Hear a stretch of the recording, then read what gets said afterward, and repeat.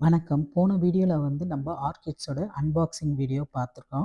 நான் வெளியூருக்கு போன இடத்துல ரெசார்ட்ல வாக்கிங் போகும்போது, நம்ம மண்டையில ஏதோ இடிக்கிற மாரியே இருக்குன்னு பார்த்தா, மேல பார்த்தீங்கன்னா ஆர்கிட்ஸ செடி வச்சிருந்தாங்க. அது எப்படி வச்சிருந்தாங்கன்றத இந்த வீடியோல சொல்லியிருக்கோம். ஸ்கிப் பண்ணாம வீடியோ முழுமையா பாருங்க. அப்பதான் உங்களுக்கு புரியும். எங்க சேனல சப்ஸ்கிரைப் பண்ணலாம். தொடர்ந்து உங்களுக்கு அரிய வகை செடிகள்லாம் பத்தி தெரிஞ்சுக்கலாம். வாங்க இப்போ வீடியோக்குள்ள போலாம். வணக்கம் தோழர்களே. நீங்க போன வாரம் ஆர்கிட்ஸ் அன்பாக்சிங்கை பார்த்துருந்தீங்க. பல்வேறு ஆர்கிட்ஸ் பிளான்ட்டை வாங்கியிருந்தேன். கட்டாலியா, வேண்டா, டென்ட்ரோபியம், இது போன்ற ஆர்கிட்ஸு. சமீபத்தில் நான் என்னுடைய classmate get together Kerala beach ரிசார்ட்டுக்கு வந்தோம்.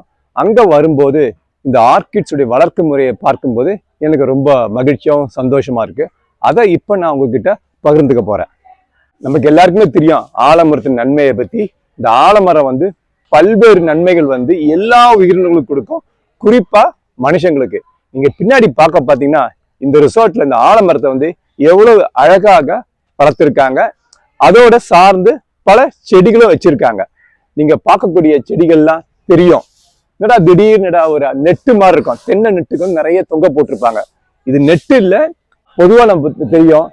நம்ம தேங்காய் யூஸ் பண்ணியிருப்போம், இளநீர் குடிச்சிருப்போம், சாப்பிட்டோம்னே உடனே அதை தூக்கி எரிஞ்சிருவோம். இன்னைக்கு பாத்தீங்கன்னா அதுக்கு பல்வேறு பயன் வந்துருச்சு.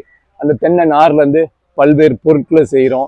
இப்போ இந்த தென்னை காயை எடுத்த உடனே இந்த மட்டையில என்ன பண்ணிருக்காங்க, ஆர்கிட் செடியை வளர்த்திருக்காங்க.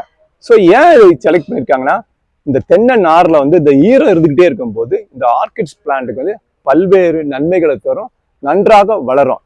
பார்க்கும்போதே இது ஒரு புதுமையா இருந்துச்சு. இந்த புதுமையை என்னுடைய வீட்டில் இருக்கக்கூடிய ஆர்கிட் செடிக்கும் நான் அதை ட்ரை பண்ணி வளர்த்து உங்களுக்கு நான் காட்டுறேன். ஆர்கிட்ஸ் உடைய வேறு ஏரோபியல்னு சொல்லுவாங்க, வெளியே தான் இருக்கும். ஸோ இதை பார்த்தீங்கன்னா நல்ல ஒரு ஹெல்த்தி வேர் செடிகள். இது நல்ல பச்சையா இருக்கு. இதுல இருந்து தான் அது ஈரப்பதத்தை எடுத்து அந்த செடிங்களுக்கு கொண்டு போய் கொடுக்கும். இது ஒரு வேண்டா வெரைட்டி. நீங்க அந்த இலைய பார்க்கும்போதே நம்ம தெரிஞ்சுக்கலாம். குறிப்பா ஆலமரம் நமக்கு நல்ல நிழல் தரும். ஸோ எல்லாரும் நம்ம செய்வோம், வேலை முடிச்சுட்டு களைப்பாடுறதுக்கு பக்கத்துல ஆலமரம் தான், அங்கதான் போய் படுப்போம்.